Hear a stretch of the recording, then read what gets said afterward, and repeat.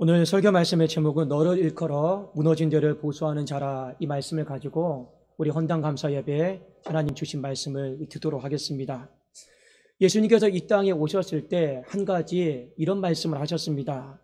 성전을 다 무너뜨려라. 그때 이스라엘 백성들이 예수님께 뭐라고 대답을 했냐면 2장 19절에 이렇게 말했습니다. 먼저 주님의 요청입니다.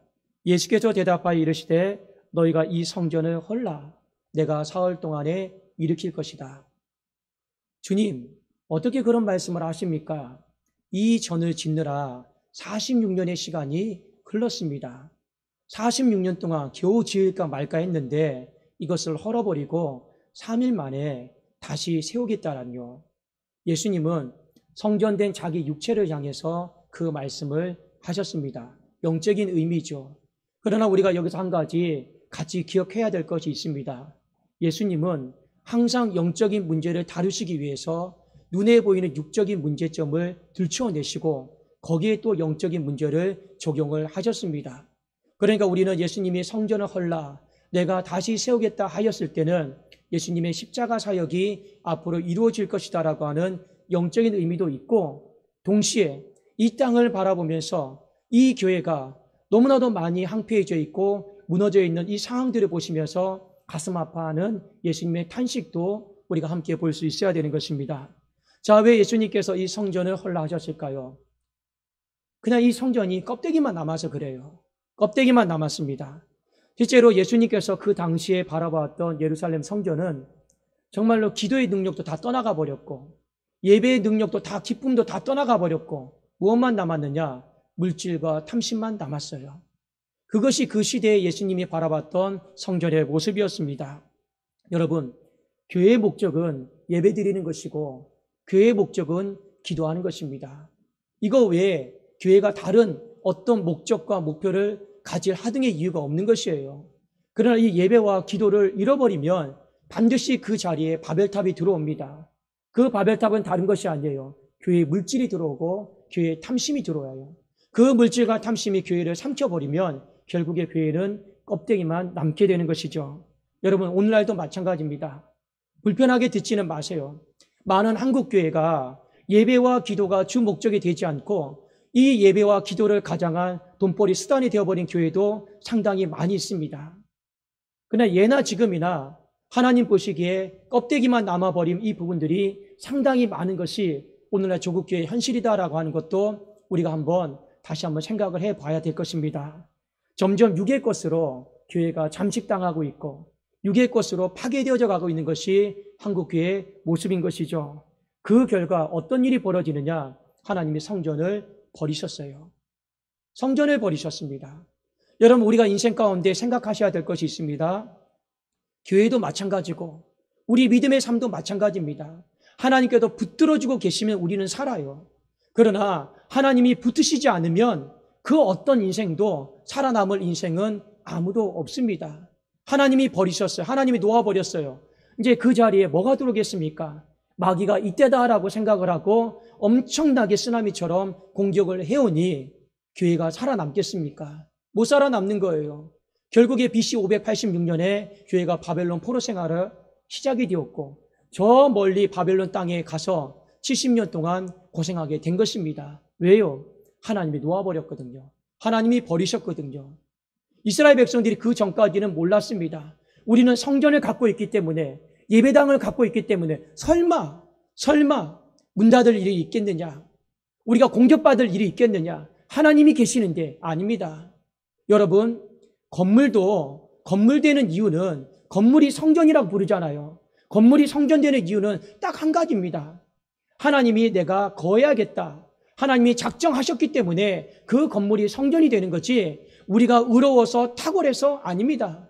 신약 성경에 보면 우리 사람의 몸을 성전이라고 하죠. 너희가 하나님의 성전된 것과 하나님의 성령이 너희 안에 거하시는 줄 알지 못하느냐. 우리가 탁월해서요, 의로워서요, 우리가 성전이 된 거 여러분 착각하면 안 됩니다. 하나님이 우리의 이 썩어질 육체를요, 그래도 은혜 베풀어서 내가 성전 삼아야겠다, 내가 거해야겠다라고 말씀하시기 때문에 우리가 성전되는 것이고 이 건물의 껍데기가 성전되는 것 아니겠습니까? 그러니까요, 하나님께서 성전 삼으시는 목적은 딱 한 가지입니다. 내가 거해야겠다. 그래, 거해야겠다라고 말씀하셨기 때문에 성전이 되는데, 그러면 그 거하는 초소는 어떤 여러분 준비가 돼야 되겠습니까? 거룩하게 준비가 돼야죠. 거룩한 초소로 준비가 돼야 되는데, 문제는 뭡니까? 물질과 탐심이 들어와 버렸고, 바벨탑이 들어와 버렸고, 거룩한 초소로 기능을 잃어버린 거예요. 그러니 주님이 이 땅에 오셨을 때 거룩의 능력은 다 상실되어 버리는, 그러니까 더 이상 주님이 내가 못 거하겠다, 다 헐어버려라, 내가 사흘 만에 다시 일으키겠다라고 말씀하셨습니다. 여러분, 그렇지만 하나님께서 노아의 홍수 때를 생각해 보십시오. 다 쓸어버리겠다 말씀하셨지만 그래도 아버지의 마음이 독하지가 않으세요. 또 무지개 언약을 베푸셔서 다시 이 세상을 살리셨습니다. 예수님께서도 이 땅에 오셔서 다 심판하시겠다 말씀하셨지만 예수님의 마음도 독하지가 못하셔요. 결국에 어떻게 하셨습니까? 또 기다리고 참아주면서 이 땅을 다시 회복시키셨습니다. 교회도 마찬가지입니다. 다 헐어버려라 말씀하셨지만 주님의 마음이 독하시지가 않습니다. 어떻게 해서든지 주님은 이 무너진 교회를, 이 황폐한 땅을요 다시 세워나가기를 원하는 것이 바로 하나님 아버지의 마음인 줄로 믿습니다. 이 일을 누구에게 맡기셨느냐? 이 일을 다른 사람에게 맡기지 않았습니다. 바로 여기 함께 예배드리고 있는 모든 주의 권속들에게 이 무너진 교회를, 이 피폐해져가는 교회를 다시 세웠으면 좋겠다. 어떤 마음으로요? 주님 마음으로, 아버지 마음으로, 십자가 마음으로, 부활의 그 마음으로 이 교회를 다시 세워져 나갔으면 좋겠다, 세웠으면 좋겠다라고 하는 것이 바로 하나님 아버지의 마음인 것이죠. 자, 오늘 말씀해 보니까 이 일 가운데 하나님이 저를 부르셨고 우리 성도님들을 다 부르셨습니다. 이사야서 58장 12절에 보니까 내게서 날 자들이 오래 황폐된 곳들을 다시 세울 것이며 너는 역대에 파괴된 기초를 쌓으리니 너를 일컬어 무너진 데를 보수하는 자라 할 것이며 길을 수축하여 거할 곳이 되게 하는 자라 하리라. 내게서 날 자들은 1차적으로 이스라엘 백성들을 의미합니다. 그러나 이 말씀은 영적으로 믿음의 사람들에게 모두 해당되는 말씀이기도 하죠. 자, 우리가 해야 될 일이 있어요. 우리가 해야 될 일이 무엇이냐? 무너진 곳을 다시 세우는 거예요. 길이 없는 곳에 다시 길을 내는 것입니다. 자, 그런데 이 일이 쉽지가 않아요. 오늘 말씀해 보니까 뭐라고 기록되어 있습니까? 먼저 황폐한 땅을 다시 세워야 되는데 이 황폐함이 오래되었어요. 무너진 곳이 있는데 성경에 뭐라고 표현하고 있습니까? 역대급으로 파괴된 곳이다. 보통 파괴된 곳이 아니라 역대급으로 파괴된 곳, 그냥 황폐한 곳이 아니라 오랫동안 황폐한 곳, 그곳 가운데 우리를 보내셨고 그 무너진 곳을 하나님은 다시 우리를 통해 세워나가기를 원한다라는 거예요. 여러분, 요즘에요 머리 아픈 교회에 가기를 원치 않습니다. 요즘 교회에 가면 사람들이 신앙의 목적이 무엇이냐? 그냥 내 마음의 심신의 안정과 내 마음의 평안이 굉장히 중요한 기준 중에 하나입니다. 여러분이 다니고 있는 교회가 맨날 분열되고 싸우고 치고받고 여러분 그런 교회 가고 싶습니까? 내가 어떤 교회를 갔는데 내가 해야 될 일들이 산더미 같아요. 내가 가자마자 일꾼 되십시오. 여러분 그런 교회 가고 싶습니까? 아니잖아요. 우리는 조금만 더 내가 좀 유익을 누리고 싶고 평안하고 싶은 그런 교회 찾고 싶습니다. 그런 교회 가고 싶습니다. 그런데 하나님께서 우리를 보내신 곳에 가봤더니 황폐함이 오랫동안 황폐해요. 파괴되며 역대급으로 여러분 파괴된 그곳에 하나님이 우리를 보내셨어요. 머리 아프죠? 그러면 우리는 어떻게 해야 되겠습니까? 하나님 잘못 선택했습니다. 잘못 부르신 것 같습니다. 이렇게 하면 안 되는 것입니다. 역대급으로 파괴되었고 오랫동안 황폐했다라고 하는 이 사태, 이 현상만 보더라도 그냥 숨이 멎고 마음이 다칩니다. 그럼에도 불구하고 저나 여러분이 오늘 헌당 감사 예배를 통해서 붙잡아야 될 말씀이 무엇이냐? 바로 정체성입니다. 분명히 오늘 이사야 58장 12절에 뭐라고 말씀하셨습니까? 너를 일컬어 무너진 데를 다시 보수하는 자라 일컬을 것이라. 이건 우리의 정체성이에요. 정체성입니다. 여러분 신앙생활을 하면서 우리는 보통 하나님 바라봐야 된다고 그러죠. 사람 바라보면 안 된다고 그러죠. 우리는 하나님 말씀 바라봐야 되고 환경 바라보면 안 된다고 합니다. 성경이 고린도후서 5장 17절에도 분명히 말씀하고 있습니다. 누구든지 그리스도 예수 안에 있으면 새로운 피조물이라. 이전 것은 지나갔으니 보라 새 것이 되었도다. 여기서 여러분 중요한 게 무엇입니까? 보는 거예요. 보는 것은 무엇입니까? 내 썩어질 모습, 내 자격 없는 모습 보는 게 아니고 하나님께서 이뤄놓으신 일들을요, 말씀 가운데 이뤄놓으신 일들을 내가 보는 거예요. 그 보는 것이 무엇이냐? 정체성입니다. 하나님을 바라보는 것이 신앙생활의 정체성이요. 사람 바라보지 않고 환경 바라보지 않는 것이, 말씀 바라보는 것이 신앙생활의 정체성입니다. 그 정체성을 바라보면 우리 안에 무엇이 생기느냐? 힘이 생기고 능력이 생기는 거죠. 느헤미야를 기억하십니까? 느헤미야가 페르시아 땅에 있다가 고국의 이 성벽이 불탔다, 무너졌다라는 말을 듣고 너무 가슴이 아팠어요. 그리고 왕의 허락을 맡아서 고국으로 돌아왔습니다. 그가 첫날에 순시하다 보니까 쓰레기와 오물들이 산더미처럼 쌓여 있어요. 그리고 그 무너진 곳이요, 한두 군데가 아니에요. 이미 숨이 멎을 것 같아요. 도대체 하나님은 어디서부터 손대야 됩니까? 듣던 것 이상으로 백배 천배 무너짐이 심합니다. 그때 하나님께서 느헤미야에게 하신 말씀이 있어요. 그게 어떤 말씀입니까? 너는 이스라엘을 흥왕하게 하는 자다. 그게 여러분 느헤미야의 정체성 아닙니까? 맞습니다. 우리는 이 무너진 곳을 다시 일으킬 수 있는 자이고 다시 부흥시킬 수 있는 자다. 그것이 하나님이 느헤미야에게 주신 정체성이에요. 그거 하나 붙들고요, 이 험난한 시간들을 견뎌내고 이겨내면서 52일 만에 성벽 재건을 마쳤습니다. 정체성을 믿었기 때문에 그 일이 가능했던 것이죠. 맞습니다. 이 세상의 한복판에 살아가면서 예수님은 우리에게 이렇게 말씀하셨어요. 너는 세상을 이미 이겼다. 그런데 마귀는 우리에게 뭐라고 말합니까? 너는 세상을 이길 수가 없다. 네 힘을 봐라. 네 능력을 봐라. 네 자격을 봐라. 너는 세상에 치여 사는 인생이지 너는 절대로 세상을 이길 수 없다. 그건 가짜예요. 그건 진짜가 아니에요. 하나님이 우리에게 말씀하신 정체성은 너는 세상을 이겼다. 이게 진짜고, 마귀가 우리에게 말하는 너는 지고 이길 수 없고 네 힘과 능력과 자격은 한도 없이 끝도 없이 부족하다. 그런데 많은 사람들이요, 이 가짜에 속아서 이 세상의 한복판에서 신앙의 능력은 펼쳐보지도 못한 채 주눅 들고 패배하는 인생으로 살아간단 말이에요. 어떻게 하면 우리가 이 세상 한복판에서 승리할 수 있겠습니까? 돈이 많으면 승리할 수 있습니까? 능력이 많고 지식이 많으면 승리할 수 있습니까? 아니에요. 우리가 이 세상의 한복판에서 승리할 수 있는 것은 딱 한 가지입니다. 내가 세상을 이겼으니 너도 세상을 이길 수 있다. 그 정체성 하나 붙들고요, 우리가 승리할 수 있는 줄로 믿습니다. 왜 여러분들에게 정체성에 대해서 말씀을 드리느냐? 역대급으로 무너진 곳, 오랫동안 황폐한 곳, 그 누구도 손대기 싫어합니다. 머리 아파요. 심장이 멎을 것만 같아요. 그러나 하나님은 때로는 우리를 그곳 가운데 보내시고 그 일을 감당하라고 우리를 사용하기를 원하십니다. 어떤 힘이 있어서, 어떤 능력이 있어서, 어떤 탁월한 수활이 있어서 우리가 그 일을 감당해낼 수 있겠습니까? 할 수 있습니다. 왜요? 하나님께서 우리를 향해 뭐라 말씀하셨습니까? 너를 일컬어 무너진 데를 보수하는 자라. 너는 일컬음을 받을 것이요. 그 정체성에 의지해서 우리는요, 이 무너진 곳을 다시 세워나갈 수 있습니다. 여러분들이 신앙생활하면서 두 가지 정체성을 반드시 기억하십시오. 신앙생활은 십자가예요. 수직이 무엇입니까? 하나님과 나와의 관계예요. 수평이 무엇입니까? 나와 이웃과 나와 이 세상과의 관계입니다. 이 수직적인 정체성은 내가 하나님의 자녀다라는 거예요. 누가 뭐라고 해도 나는 하나님의 자녀다. 나는 존귀한 인생이다라고 하는 거 잊어버리시면 안 된다라는 거고, 또 하나 이 수평의 정체성은 무엇이냐? 너는 무너진 데를 보수하는 자다. 그래서 우리는 교회를 보수하고 이 열방을 보수하고 선교하고 그렇게 살아가는 거예요. 그것이 우리의 정체성이기 때문에 그렇습니다. 그러나 여러분이 이 땅을 살아가시면서 가장 이 무너진 곳이 여러 가지가 있는데, 여러 군데가 있는데 가장 주목해야 될 곳이 어디냐? 바로 자기 피로 사신 그리스도의 몸입니다.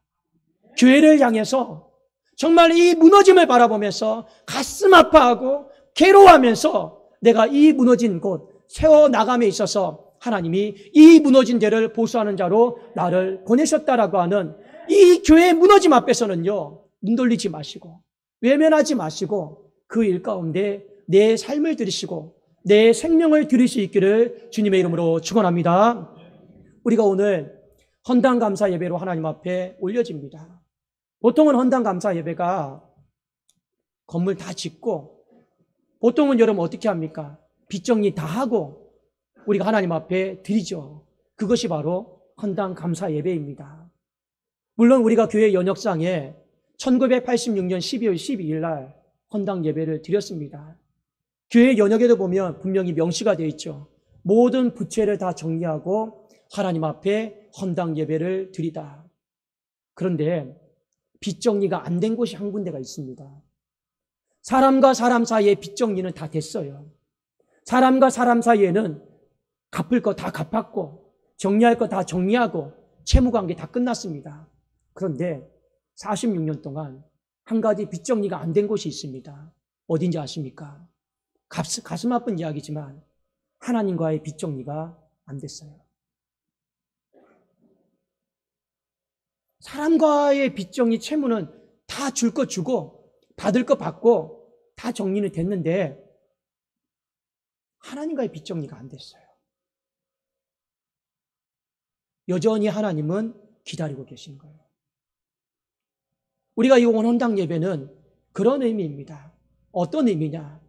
하나님과 46년 동안 빚 정리하지 못했던 거 오늘 다 빚 정리 끝내는 거예요.